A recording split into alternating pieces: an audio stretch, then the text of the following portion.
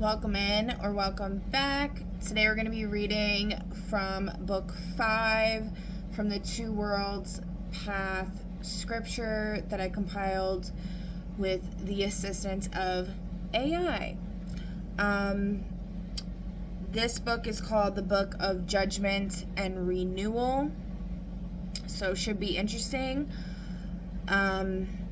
Just a little housekeeping before we proceed. Spirit wanted me to share something that happened quite a few weeks ago. A little awkward, but I'm just gonna say it. This message is for someone specifically, okay? Now, I don't know if it was actually this person. I'm not going to say their name. They know who they are, regardless if it was the specific person that I actually saw or somebody pretending to be them in the astral. But whoever you are, I did see you when I got my plants, my pepper plants, and I brought them home and they're on the table, and I saw you in the astral standing by the table doing something to them, or just looking at it. Looked like you were just looking at them. I don't really know, but then after I planted them, which was like the next day, something or someone, it appeared as if they either cut it or they just like snapped it in half. One of the pepper plants, I had 3, they snapped it in half. So I'm not really sure if that was like to protect me from something somebody did in the astral to my plant, or if whoever that was in the astral seen something wrong with the plant and was trying to protect me or something. I'm not really sure. If that's the case, then thanks. If it's not the case, then get one of these. Either way, I don't really give a shit. You die when you die. When you die, you're gonna die, right? G.G. Allen. So, that's what I gotta say about that. Alright. What the fuck? Alright, the Book of Judgment and Renewal. The transmission of grief.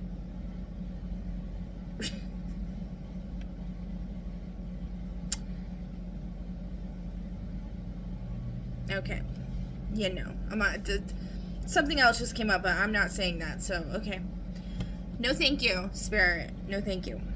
The transmission of grief received in the weeks following a holder's unanticipated passing. Oh, speaking on the topic of passing. There you go. Nothing is hidden at the limen. Nothing is condemned there either. The reckoning is simply the full face of the self, reflected without mercy and without malice in the mirror that has witnessed everything. Hold on, we need some tunage here. Hold on. Alright, chapter 1, the doctrine of the limen's reckoning. When a walker crosses the limen at the end of their athone life, the first experience after the rest, hold on. Okay. The first experience after the rest, after the expansion into Volunar's depth, D-E-P-T-H, okay, is the illumination of acts. A-C-T-S. I cannot enunciate very well, in case you haven't noticed. Okay. The illumination is not punishment. It is not the verdict of an external judge. It is the walker's own experience of seeing, for the first time without Athone's softening filters, the full reality of what they did and failed to do, and what those acts and omissions set in motion in the lives of those around them. The illumination of acts is painful in proportion to what the walker has left unexamined in life. The walker who has practiced living renewal, who has, during their athone life, sat before their own mirrors with honest eyes and repaired what could be repaired, arrives at the illumination already familiar with much of what they see.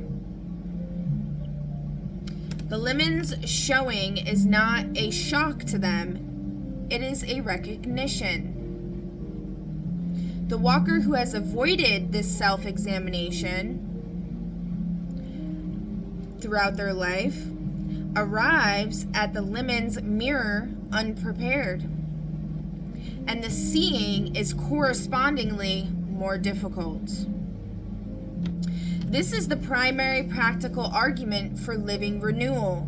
Not that it will make the walker better in any moral evaluative sense, but that it makes the limen's illumination more bearable.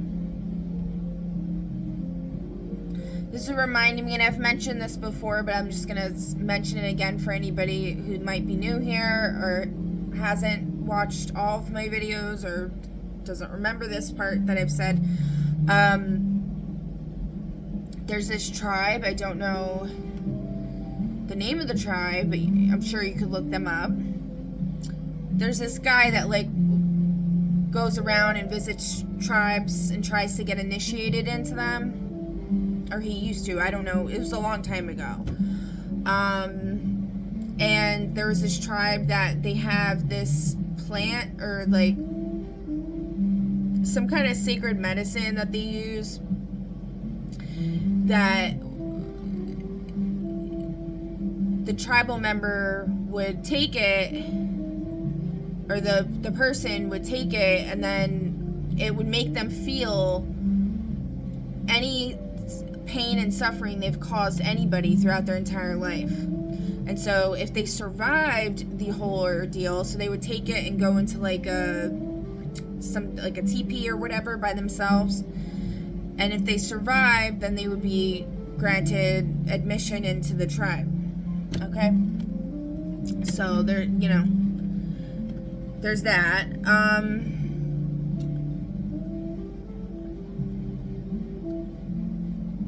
Okay, so, but that it makes the limen's illumination more bearable, more integrated, and more productive. The soul that arrives at the limen already in the process of understanding itself and repairing its damage is a soul that can move through the illumination into the next stage, the choice of return or service in Volunar. It just started pouring outside, and I thought somebody was coming. One of my kids was coming in my room. I was like, what? Okay. Where were we?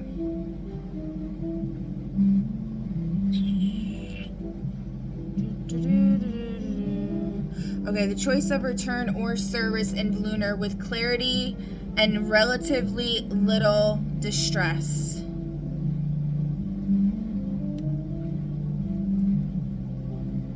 Interesting.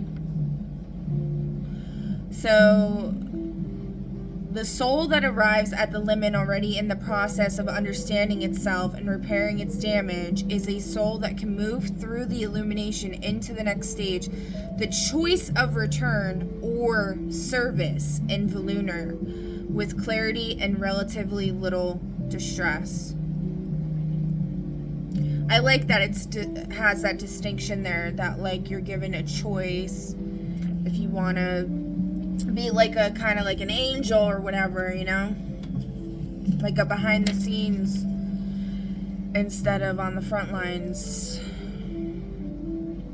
Alright, the illumination of acts, ACTS, takes no specific duration in athone time, because duration is a concept without application on the far side of the limit. It takes what it takes. Some souls move through it quickly, others remain in it for what might, if measured in aethone time, be called a very long while. The limit does not impose a timeline. The illumination is complete when the walker has fully received what it has to show. Chapter 2, the 3 stations of the reckoning. Station 1, the mirror of acts. At the first station, the walker sees every significant act of their aethone life, not merely the memorable or the dramatic, but every action whose ripple moved beyond the walker's immediate awareness. They see the act itself, and they see its consequence in the lives of those it touched. Without the mediating story, the walker told themselves about why the act was necessary, justified, or excusable. They see a child's face when a sharp word was spoken. They see a friend's loneliness in the years following an unexplained withdrawal. They see also the moments of grace and the ripples, the stranger comforted at a threshold, the truth spoken that freed someone from a long imprisonment of belief. The mirror of acts is comprehensive. It does not editorialize, it shows. The walker who cannot bear what the mirror of acts shows will find their integration of this station correspondingly slow. But the limit does not turn the mirror away. The walker remains until they can see clearly. The capacity to be seen, developed in Gate 1's clear sight, is the walker's most essential preparation for this station.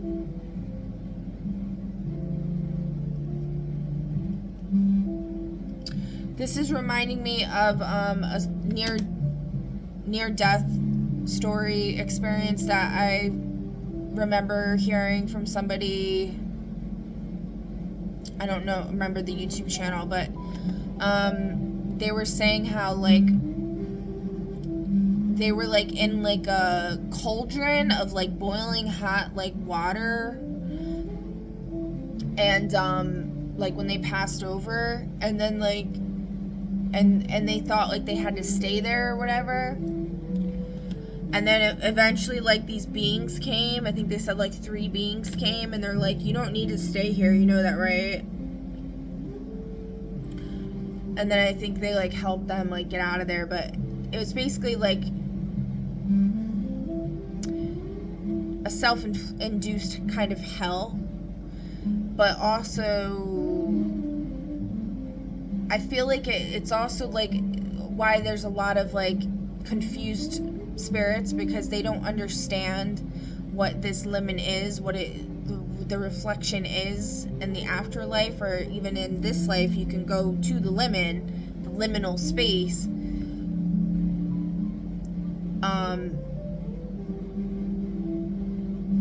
and basically, what you're gonna see or what you might experience could be a reflection of what the energy that you put out there, that yeah.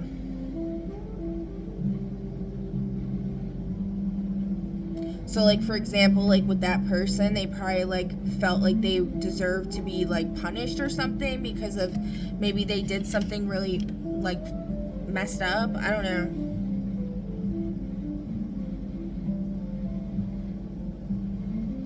For me, I know the one time I remember astral projecting,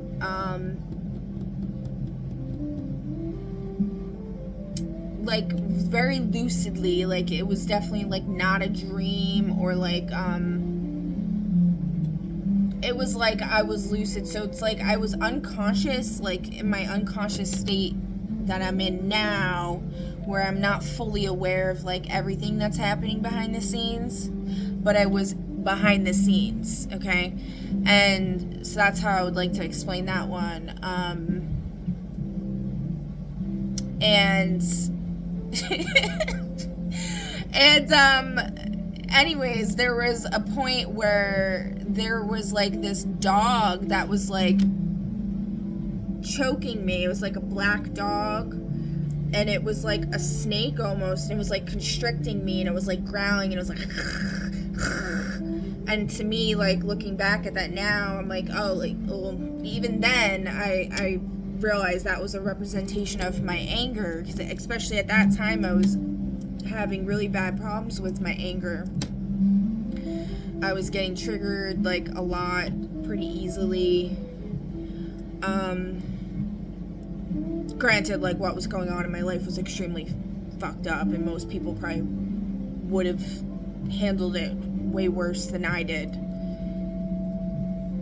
Or I would say a lot of people would. I'm not going to say most people, because I don't know most people. But anyways, so yeah, so like it could be, you know, something like that. I mean, that's not to say that you're gonna, everything you see in the liminal space, it belongs to you. That's not the case at all. Because, for example, like there was like a grapey goblin there.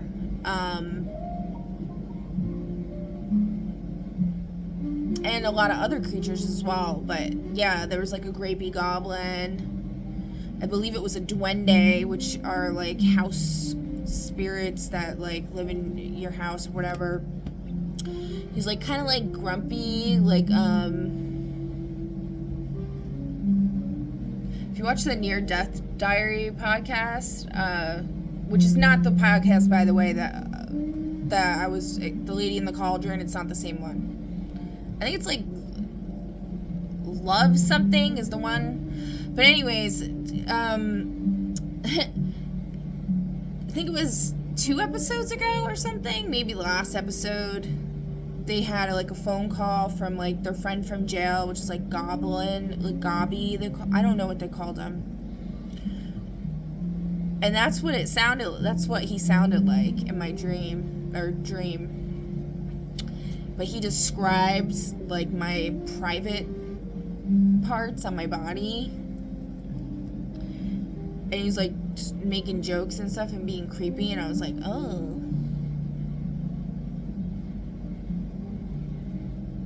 And then he just like was showing me like the operations of their like little fairyland that they got going on in like my house, and I was like, oh, that's cool. But anyways, all right. Let's continue here. The capacity, okay. The capacity to be seen, developed in Gate 1's clear sight, is the walker's most essential preparation for this station. Hold on a second. Alright, so Station 2, the Mirror of Intent. At the second station, the walker sees the true motivation beneath every act, not the stated intention, not the believed intention, but the actual impulse that generated the behavior. This station is often more difficult than the first, for the gap between stated and actual intention is a gap that Aethon's self-protective mechanisms work very hard to conceal. The walker, who believed they acted out of love and discovers at the Mirror of Intent that they acted out of fear, or out of the hunger for approval, or out of the subtle desire to be needed, this walker must sit with that seeing in full. Alright, sorry for all the interruptions. Okay, the Mirror of Intent is not entirely painful. Many walkers discover, to their surprise and gratitude, that acts they had discounted as selfish or inadequate were in fact driven by genuine love, even if the love was imperfectly expressed. The walker who is hard on themselves in Athon for not loving well enough sometimes discovers at this mirror that they loved better than they knew.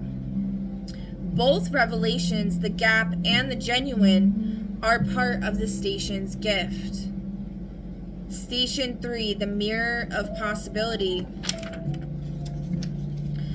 At the third station, the walker sees what could have been, the paths not taken, the words not spoken, the moments of repair that were available and not taken up.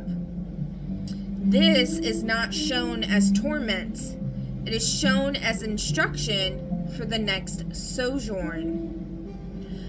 The walker sees the branching points with clear understanding of what was available there and what different choice could have been possible. This is not a rubbing in of failure. It is a map for the future crossing. Many walkers are afraid of the mirror of possibility.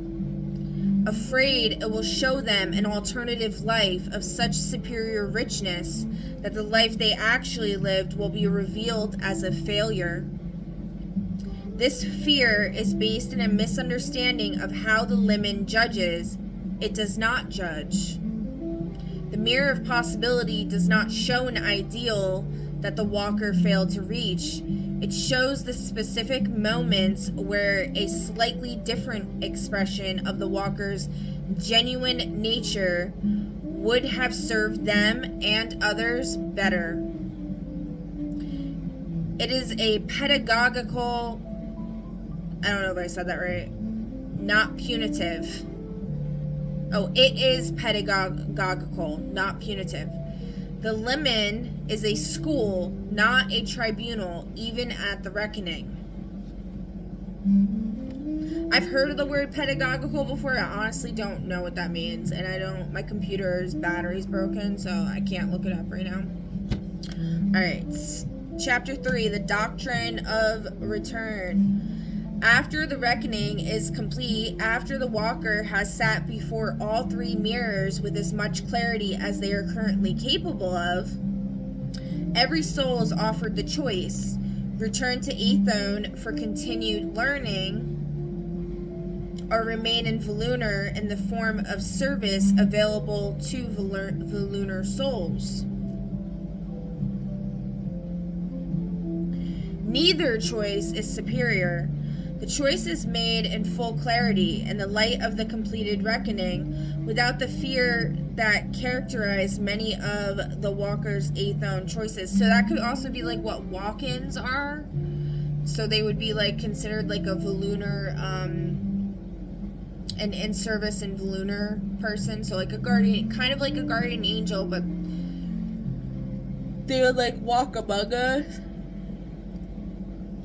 But they're not like, they're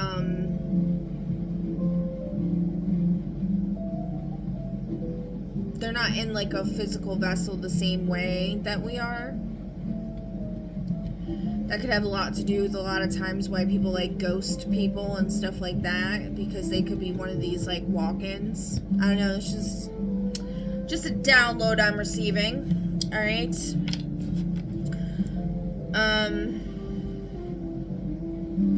Alright, where are we? Neither choice is superior. The choice is made in full clarity, in the light of the completed reckoning, without the fear that characterized many of the walker's Athon choices, without the social pressure that constrained many of their commitments, and without the confusion of identity that the mirrors have just stripped away. No soul is condemned to permanent separation from Volunar. This is a first principle of the doctrine of judgment. Condemnation is not in the Undivided's vocabulary.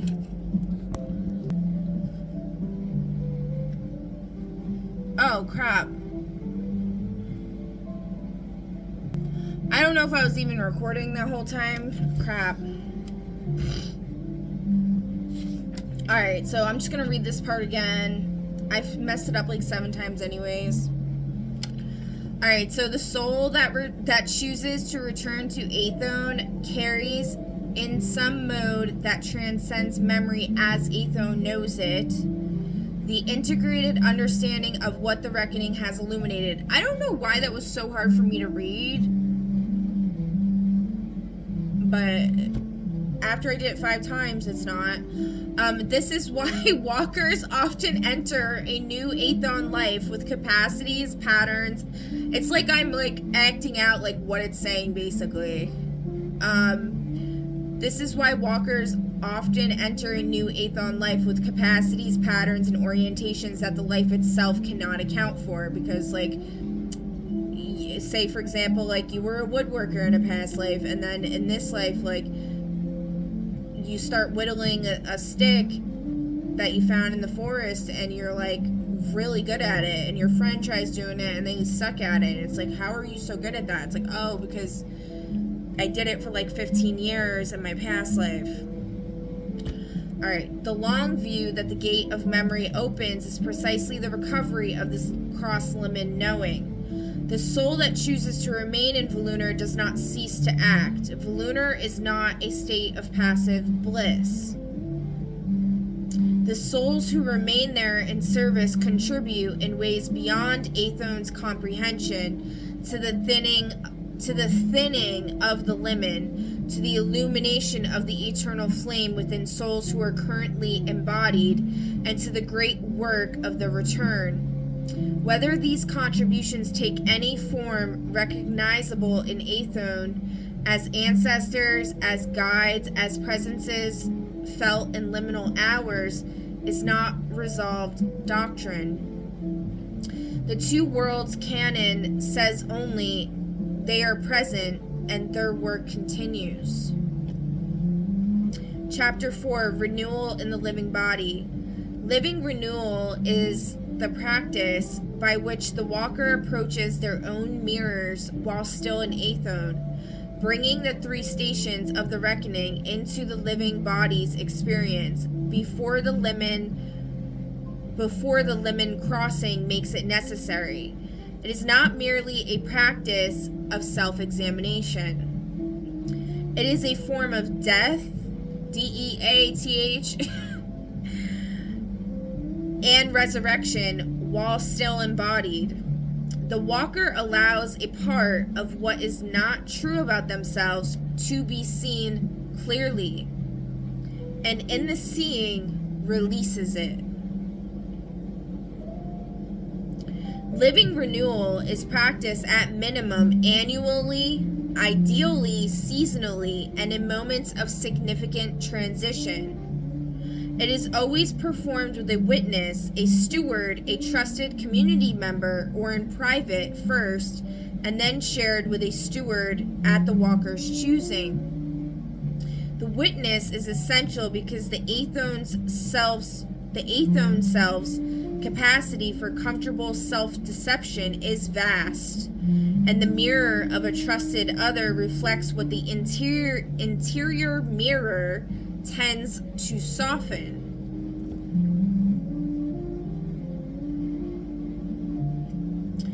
Living renewal follows the structure of the 3 stations. The walker first names, as clearly as they can, the acts of the relevant period and their consequences. Then they sit with what they know of their own motivations, the honest accounting, not the flattering story. Then they name one moment where a different choice was available and not taken, and what that choice would have required. This is offered not as self-punishment, but as the raw material of genuine change in the days ahead. This is like really good advice, like, to do.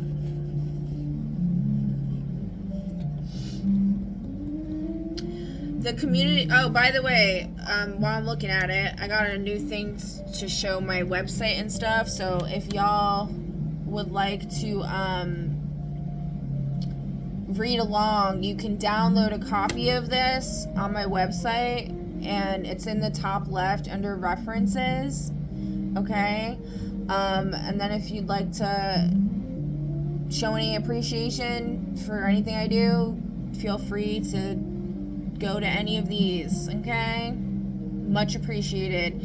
Also, any likes, subscribes, all of that, I greatly appreciate it. Okay?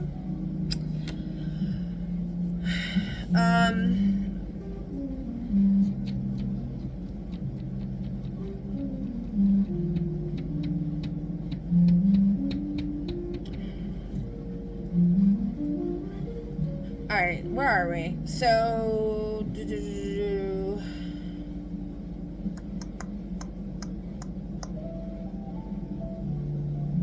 the community's role in living renewal is described in the Renewal Vigil of Book 7. The individual's role is to bring themselves to it honestly, not more honestly than they currently can, for the capacity for honest self-examination develops over time, and the walker is not expected to see more than they have yet developed the sight to see. What is asked is only that the walker brings what they can and keeps the practice alive in their community so that the capacity grows. Chapter 5, the Community Renewal Cycle.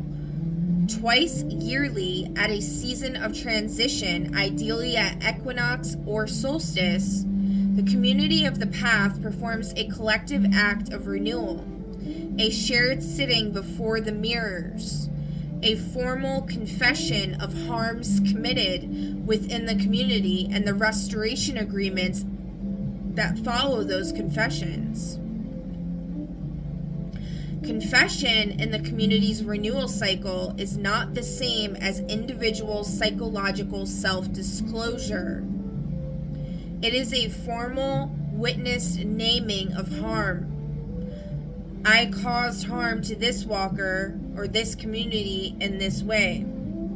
The naming is specific, where specificity is honest, and general, where the specific would...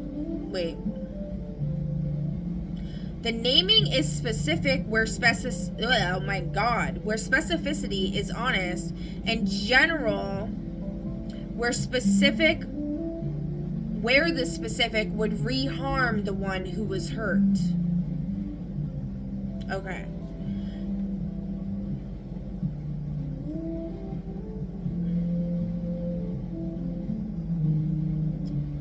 I'm not really sure I understand what it's saying, where specificity is honest. I mean, whatever. The way that's worded, it's a little weird. It is offered to the community not as performance of regret, but as an act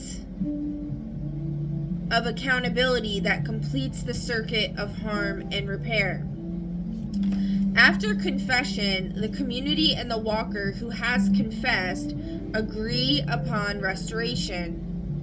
What the walker who caused harm will offer in time, in action, in changed behavior to the one who was harmed and to the community. Restoration is always specific and always freely offered, never imposed beyond what the walker genuinely consents to offer.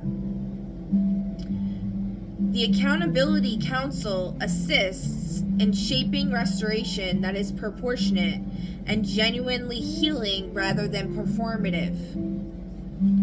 When restoration is complete as determined by the one who was harmed, not by the one who caused it, the community performs the release. The holder reads a formal declaration. This harm has been named, the naming has been witnessed, restoration has been offered and received. The community agrees from this day to release this act from communal memory, not to deny that it happened, but to cease to use it as a defining lens through which we see this walker. As I was saying that, I just felt like a very strange, like, vibration go through my desk, and it wasn't my phone, because my phone's on Do Not Disturb, and it's not touching the desk. I mean, it's plugged in, and the wire's, like, touching it. It wasn't my phone, okay?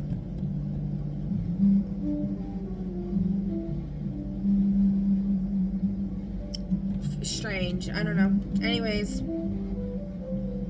But that was powerful, though, like what I just said, you know. This is a very, I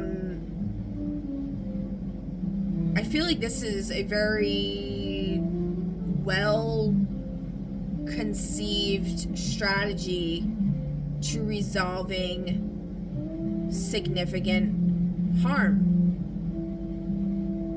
To resolving damage from significant harm.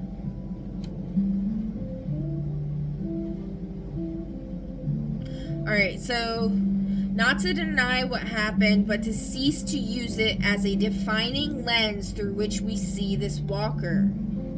The lemon holds the record. We hold one another in the present. Chapter 6 on irreparable harm. See, like, that's like, you know,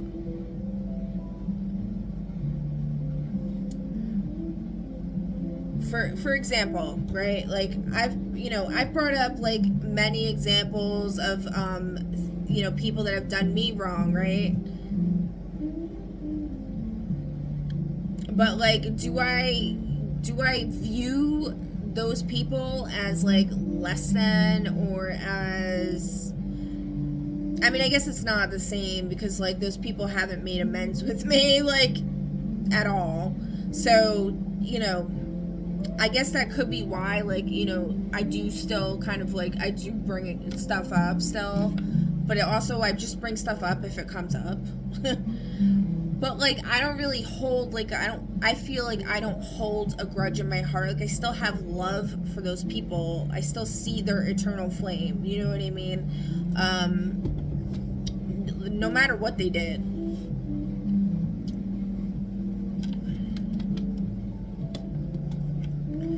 I may, like, be super pissed at them and, like, not want to be around them ever again and stuff like that. But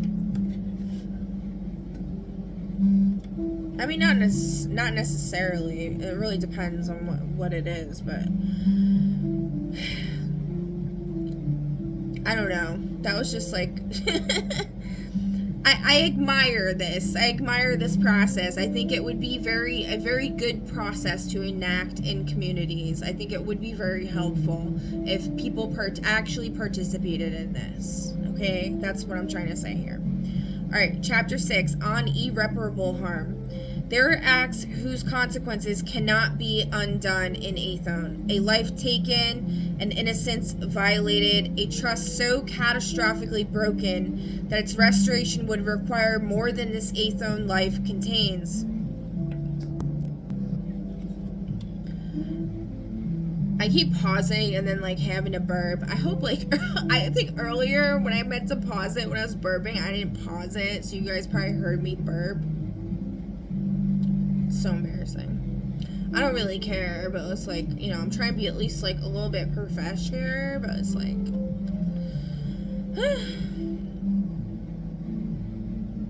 But yeah, there's a lot of releasing going on for me personally here. I am highly, like, open, like, all my centers are open pretty much, so I can, I pick up on what others are thinking and feeling as well, so there's, like, a lot of releasing going on, energy. Alright, where are we? Okay. A trust so catastrophically broken that its restoration would require more than this Athon life contains. The two worlds path does not pretend otherwise, and the walker who has caused irreparable harm must not be offered false comfort by a community unwilling to name the full weight of what was done. What the walker who has caused irreparable harm owes is this: full acknowledgement of the harm, named without diminishment, the carrying of the consequence without self-destruction. I can't see what for the self-destruction of the one who caused harm does not benefit the one who was harmed, and frequently becomes its own form of self-absorption. The commitment to whatever restorative action is available, even if it cannot undo the original damage, and the daily practice of living renewal, bringing the harm before the mirror of acts regularly so that it does not recede into comfortable forgetting. As I was saying that, I got so uncomfortable and I got super tense in my left shoulder or my neck. I don't know what the heck that's about, but oh my god. Somebody that's listening might feel really uncomfortable about this. This is not easy, this is not easy shit, but if, someday I can actually make this into an organization and stuff and have this, I feel like this would really help heal the world, to have, people that have such kind hearts and open hearts that they could sit before somebody who's done and committed the most horrific acts, but who's seeking redemption truly, and be able to receive their renewal testimony or whatever you want to call it. It certainly would not be easy. I mean, I have received what I would consider renewal testimonies from people before.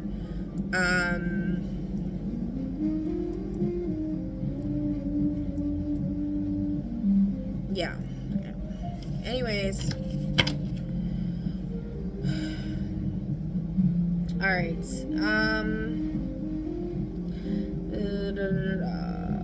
The community owes to the one who was irreparably harmed full acknowledgement of their harm, named without diminishment, long-term witness and support, the refusal to require forgiveness as a condition of their own renewal.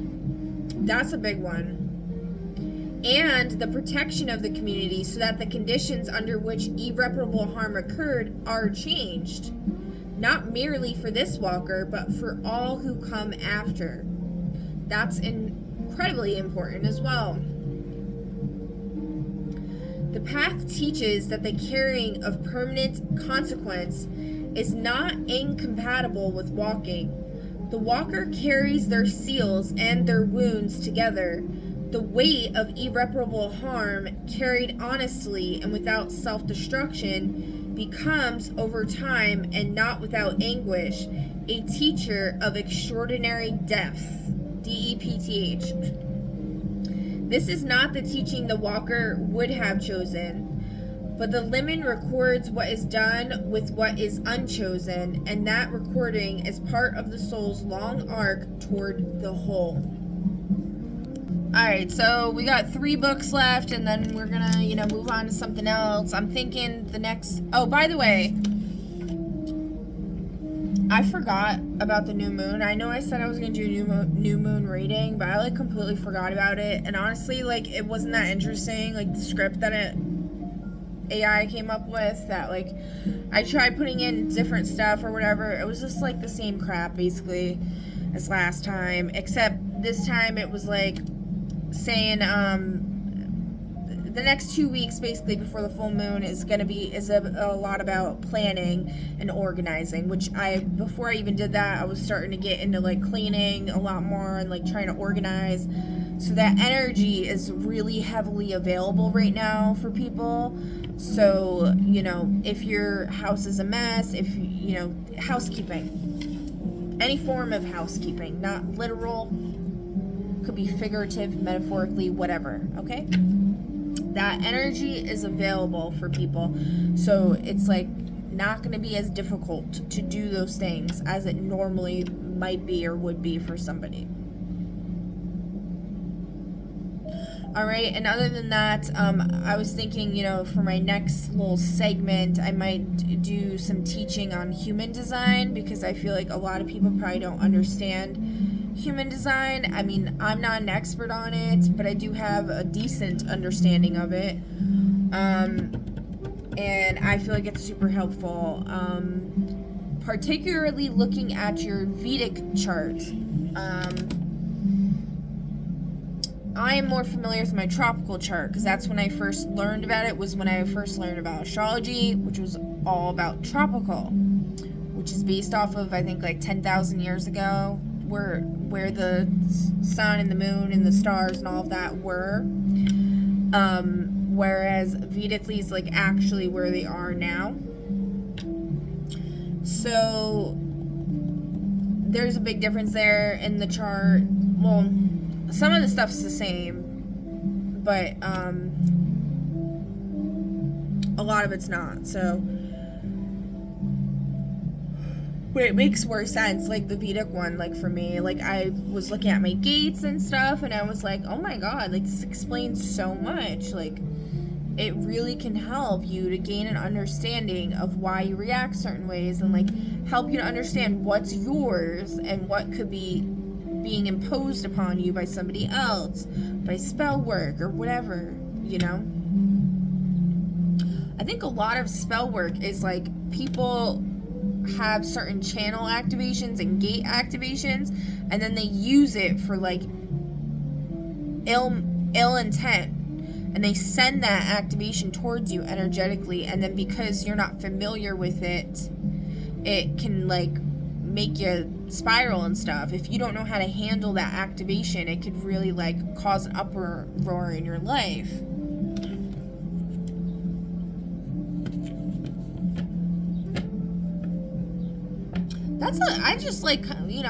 That's a profound realization there that I just came up with there. Alright, so we're going to do a quick pick a card. Let's see, we'll do 1 through 3. So pause the video if you need to, okay? So start off with number 1. Alright, so we got goddess guidance. You got some earth spirit, like a Virgo, I don't know, you might be Virgo. Tropically or Vedically, take it as it resonates. Or this could be like your spirit guides wanted me to pull from 6 different decks, but it's a very kind of like mischievous energy going on here, like kind of confused energy, indecisive, I would say. Could be your energy. But I'm just gonna, pull a couple cards from some decks. I'm not doing 6 decks. Okay, so we got Unag, easy does it. There is no need to hurry or force things to happen. Everything is occurring in perfect timing. So yeah, there's this energy, it's in reverse. There's this energy of like indecisiveness, like it made me feel like really uneasy. So let's see what the book has to say.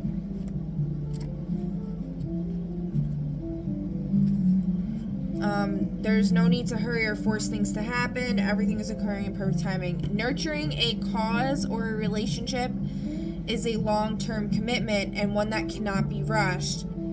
This level of devotion comes from a place of deep loving and concern. I care what happens to my planet and to my loved ones so much that I'm willing to stick with them through thick and thin.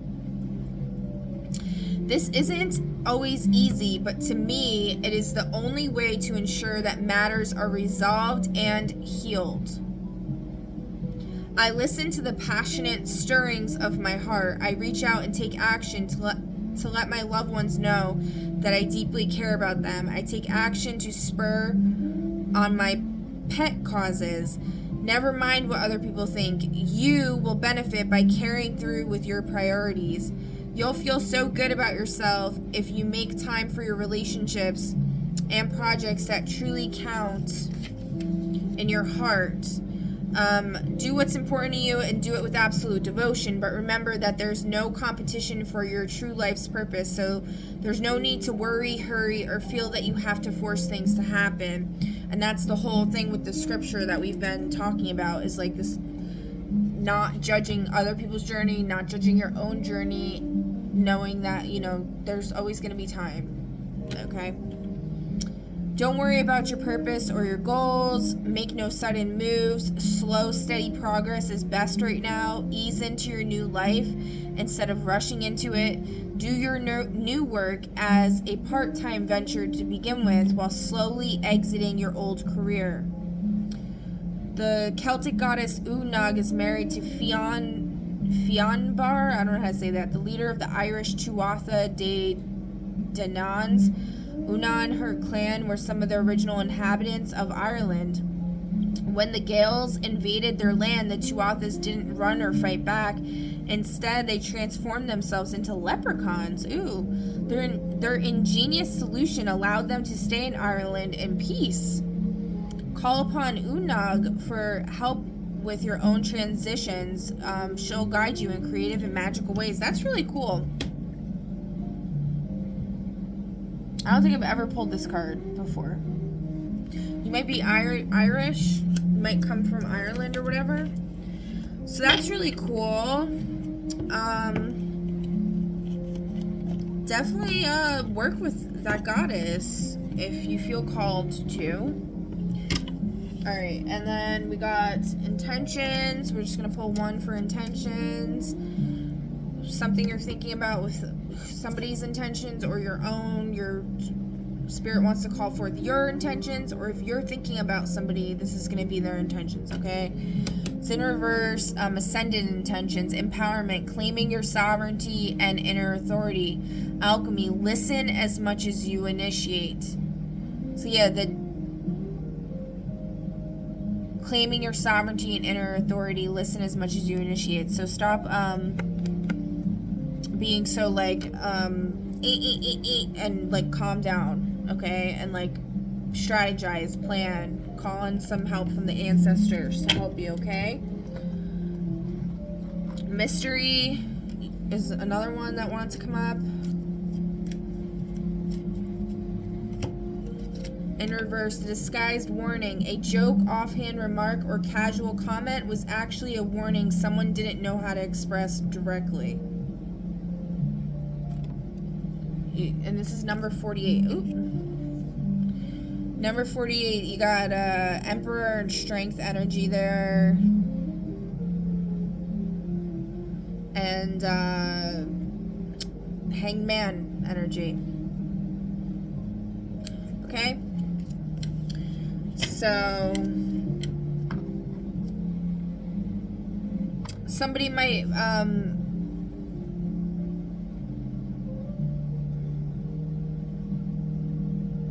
so it's basically saying there needs to be some kind of compassion towards somebody that maybe you were like the word vacillating keeps coming into my mind for some reason. You're vacillating between some kind of on some kind of decision involving somebody else, and they joked about it to make it seem like they didn't really care, but they really do care. They're just using it as a way to not be vulnerable or whatever. The Hangman's asking you to surrender to this egoic kind of mentality, or this like veil that's been put over your eyes, that you've allowed to be put over your eyes, and develop a new perspective on the situation and step into your Emperor energy, or see this person in their Emperor energy in an authoritative standpoint instead of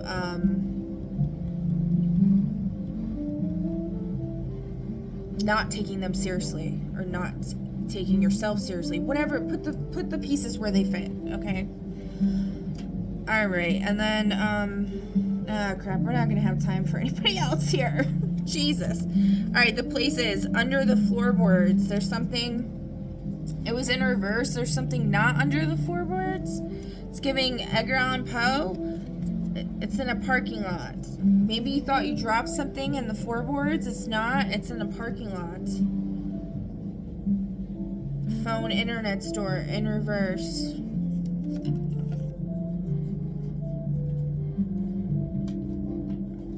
Alright, that's the messages I have for you, number one. I will catch you on the next one. Bye! Alright, pile 2. There is some message here about a physical obstacle coming up for you. For example, a vehicle breaks down, horse gets sick, lack wind and sail, broken leg, fallen tree. It is involving a personal choice that you're going to be making in the future, and this choice is going to lead to death, psychological, professional, physical, or sometimes spiritual versus life. It was in the reverse, person versus society stakes, so I'm assuming it's really not looking too good here for you if you make the wrong decision. And this is involving something to do with your creativity. This is a profoundly creative, this is in reverse. This is a profoundly creative time period for you, whether it is in the traditional arts, music, or writing, or it could be a new curiosity about exploring a way to funnel your creative urges. To be creative, you need to access your right brain, your emotional sensing feeling center. Do this by trying things you've never done before. Get physical, dance, and doodle. The word physical is interesting there because we have the physical obstacle coming up. When we acknowledge and act upon our impulse to create, we are aligning our will with the Creator. In this, we can experience the flow of being on your highest path. Start creating and notice how time has no meaning anymore. Hours fly by before you realize it. It is not a struggle, it is pure inspiration. This card can also signify a birth of a child or a whole new way of being. Maybe you've been acting creative in a way that's not benefiting your highest soul fulfillment. Maybe you're not being creative enough. Something about Mars in Libra in the 7th house, so something about action towards relationships coming out really heavily, involving what, Spirit? Communication, about deep communication, having deep communication about what? Possibly about something involving sex.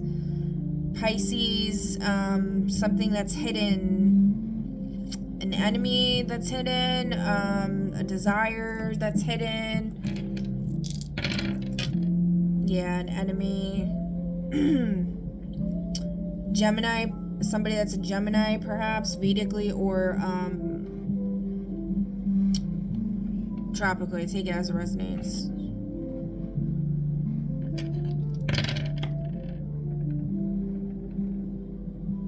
And something about an Aries, communicating to an Aries about the collective humanitarian. Maybe you need to make amends with an Aries. Or an Aries needs to make amends with you. I'm not really sure, but something here about creativity in the reverse. The stakes are death, professional, physical, or sometimes spiritual. And you need to make a personal choice here. I think only you know what that choice is. So good luck on that. And I will catch you on the next one. Bye. Alright, so you got Jupiter, Zeus energy here. Needing to dive deep. Needing clarity about something in the past regarding compensation that's due to you. You have the angel Memabaya, whatever, protecting you or giving you assistance here, and you got a spell to attract more money, and also something about a commitment is strong and mutual, but you need a better plan. You are remembering a truth that you have a soul tribe, you have support, you have friends that are committed to you, you have spirit, and spirit is supporting you in dividing resources fairly and returning favors, okay? So that's the message I have for you. I hope this helped provide some clarity for all of y'all, and I will catch you on the next one. We don't have time to do fortunes today, unfortunately. Go figure. Okay. All right. Bye, guys. Bye.